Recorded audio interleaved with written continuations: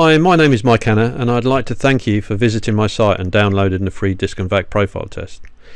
This video is intended to help you get the most out of the test by providing you with an overview of the DISC Profile tool benefits, but also provide you enough information to help you understand your results so that you can actually benefit from this exercise in a practical way. If you also get your team to take the test, then the benefits could really be exponential.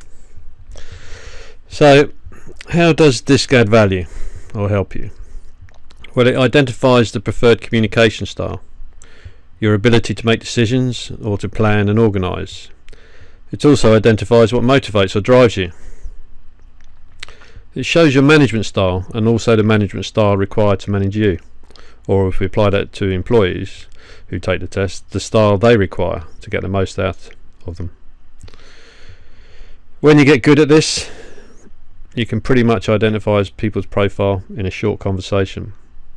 However, the test still remains useful so that they can see for themselves how the profile looks rather than just being told.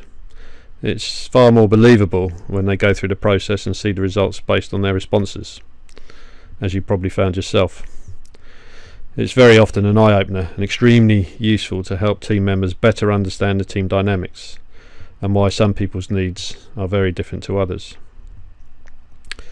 This can also be used for stress analysis and even job match analysis, and anyone who still recruits employees or new team members without profiling candidates are really just throwing money down the drain. It really is a no-brainer when you consider the cost of recruitment these days, and more importantly the damage that can be done if you put the wrong person in the wrong position, especially at a senior level. So here we can see the four basic quadrants. The top two more extrovert type people or behaviour, and the bottom two more introvert. On the left side representing task focused and the right side people focused. So even from this simple graph you can see or get an impression of where you or others might fit. So now if we add some of the behaviours associated with each area, you can see if your results have identified you correctly. Occasionally I have had a few people argue with the results, at least initially. I think perhaps because they would like different results, but usually they will come to terms with the results and agree that they are in fact quite accurate, at least for the most part. The DISC, this system actually dates back over 90 years and were of the result of the research findings of Dr. William Marston, a psychologist from Harvard University. Unlike other researchers of his era, Dr. Marston based his study on the emotions related to normal people rather than abnormal psychology of people, and he published these findings in a book called The Emotions of Normal People. That's Dr. William Marston. His work basically provides a non-judgmental language for exploring behavioural issues, of which these are the four types.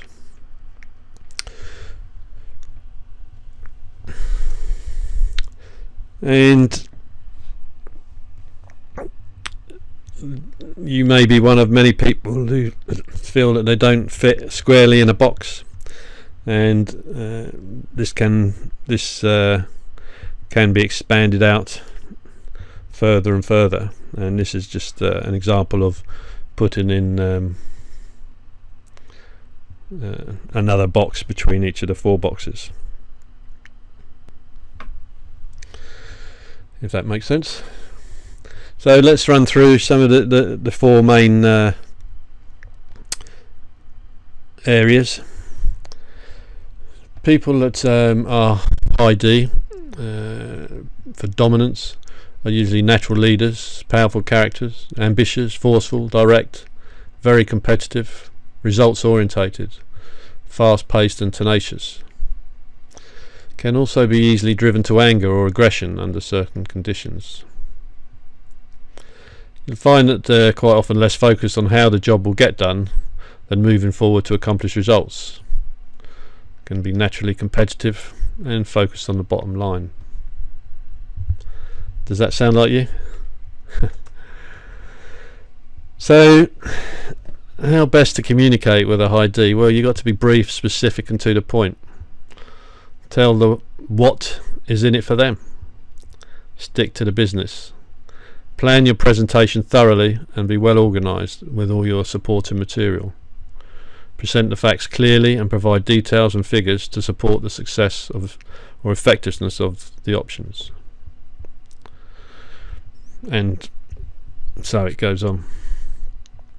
If we look at an I for influence, these are usually excellent communicators, interact well with others, optimistic, outgoing, persuasive personality, strong need for people, magnetic, inspiring, charismatic, and usually have very high energy levels. They're what you might call the life and soul of any party or any workplace. There's whenever you go into an office with a load of eyes, it's usually buzzing, and you often wonder how the work gets done. Well, you do if you're task focused. So how do you communicate with a high I type person? Well, talk to them about their goals, support their dreams and intentions. You have to build a relationship first. Allow time for relating and socialising. Provide a warm and friendly environment. You'll no doubt find these people sat on social sites like Facebook, or because they need to communicate, and that doesn't mean they're not doing their job. That's how they function best.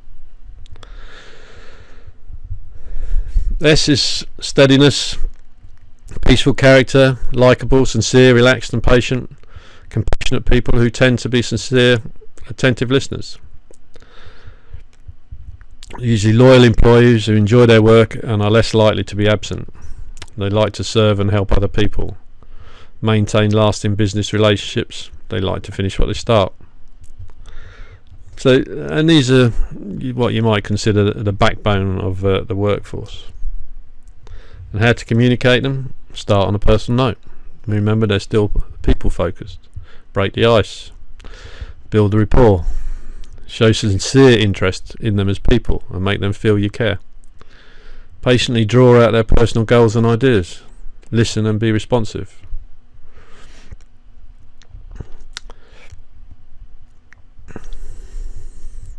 Provide personal assurances and guarantees.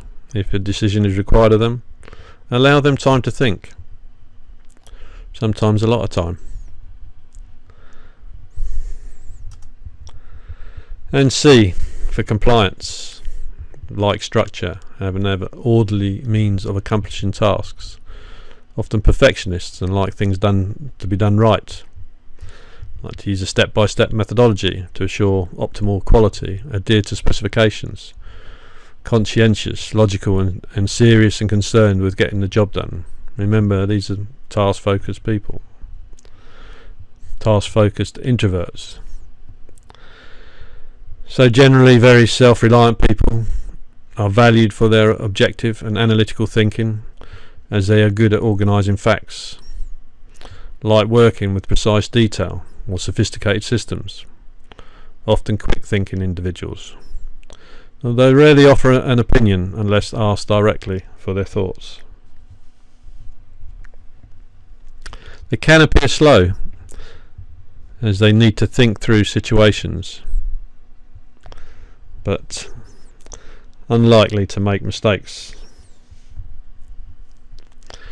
And you'll probably begin to realise that all four are very different and all four are very necessary in a business. And if you're working on your own, how do you cover all areas? What things do you need to outsource or get someone else to do, or learn how to be better in that area? How do you communicate with a C? You better be prepared well in advance. Approach them in a straightforward, direct way. Use a thoughtful approach. Build credibility by looking at all sides of each issue. Present specifics and do what you can say you can do. Tell them why and explain logically. Draw up an action plan. Stick to business. Still task focused, aren't they? Provide them with information and the time they need to make a decision, and allow them space.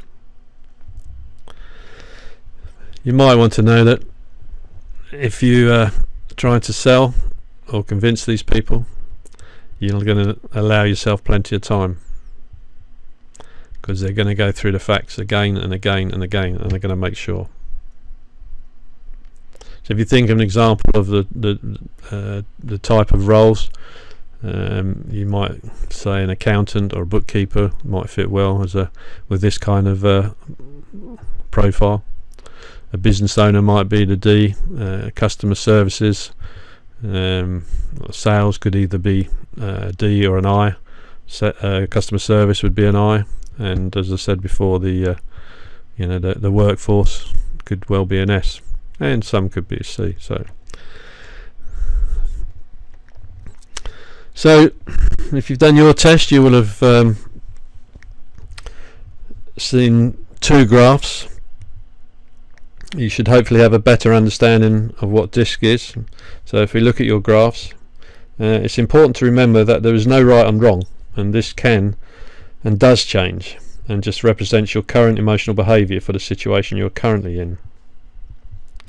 To help illustrate the potential change, I've shown my profile from 2006, and in the next slide the results from one I did earlier today, just for this video. So it's November 2012, and you'll see a considerable difference. In fact, if that's 2012, and back to 6 years ago. To show you that again, quite a considerable change.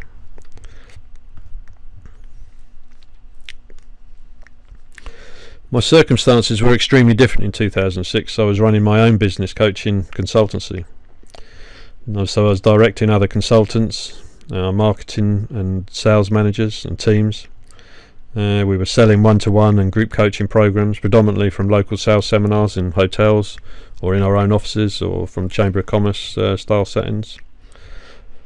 I'd also fairly recently stepped out of the corporate world, where I directed over 550 staff, including service delivery, client, program and project managers with multi-million budgets. So very strong, dominant and decisive leadership was required. And from my behaviour profile graphs, you'll see that was almost off the chart as a high D. So my behaviour had shaped itself to the role and lifestyle I was living at the time. However, for the last few years, I've been living in a lifestyle option in the sun, where I spend more time sailing, running and exercising than working.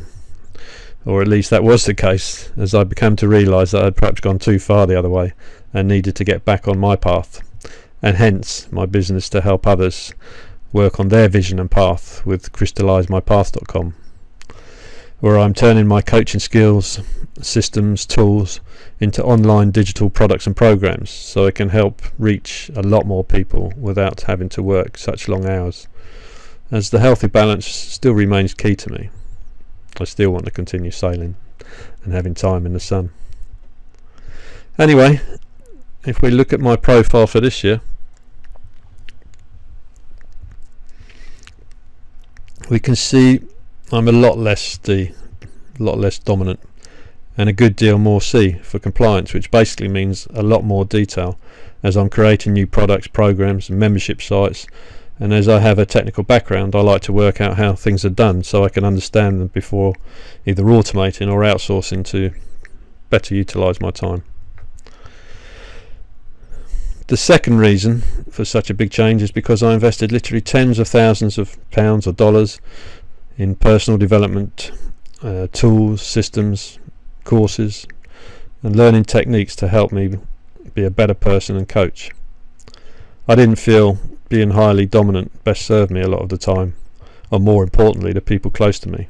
They can be quite difficult to be around, and I wanted to be able to communicate more effectively with people, and not just at work but more importantly with family, friends. The reason why there are two charts is because they show your internal and external behaviour profiles. As you may remember, you had to select the least and the most likely for each question. Incidentally, did you find that there were some questions that you just didn't want to answer? That may be because you felt that all 4 answers were applicable, or conversely none were. I know I did. Well, hopefully you remembered you just place them in order from the most to the least, and then select the first and last choices.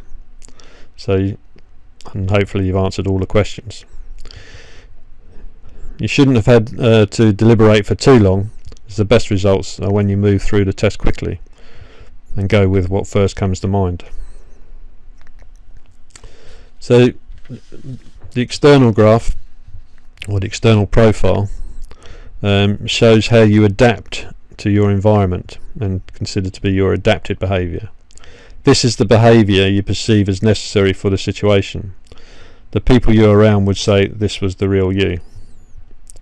It can change over time as you respond to the changes in your environment or the different roles you lead in life.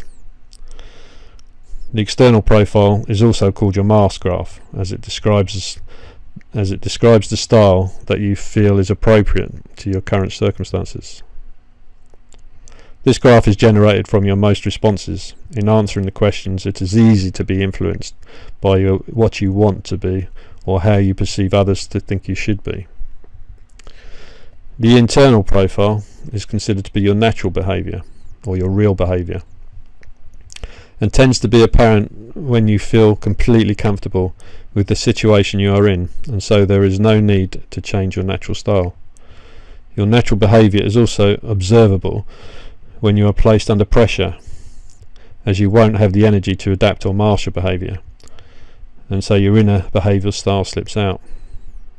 The internal profile tends to remain more constant over time than the other one, but as you can see from mine, you can change them. It just takes time, effort, and often money in investing in yourself. This graph is generated from the least responses,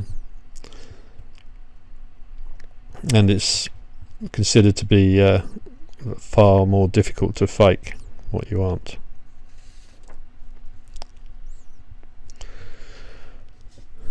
So finally, I'll quickly run through the VAK, which is or the VAK, which probably took you longer than the single page disc, but also acts as a good distractor, as by the time you get to the last tab you just want to get it finished and don't try to think too much about your answers, which will probably provide a more accurate you.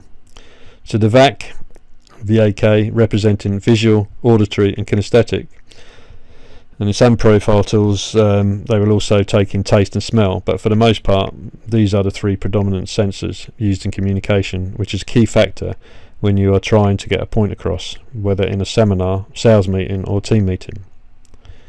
If you are predominantly auditory and communicate in a way that is most comfortable to you, you may only be reaching less than 20% of the audience and may therefore not produce the results you had hoped for. Your communication approach should reach as many people as possible, so it's best to accommodate all styles. Or in a one-to-one situation, if you are able to tell how they best receive information, then taking that into consideration will make a huge difference to the results you get in getting your message across. So anyway, I have only touched the surface of this subject, but now you know your profile. You can find out more if you choose. The VAK together with the DISC are tools you can learn and incorporate into everyday life. They have made a massive difference in my life, and I know many people who would support that opinion. So I would recommend that you start using these tools today. Anyway, that's it for this video. I really hope you got something out of this exercise, and if you did, please like the video or leave a comment, and look out for the next lesson, which will be in your inbox soon. Until then, make each day a special day, and thank you for sharing this time with me. Cheers.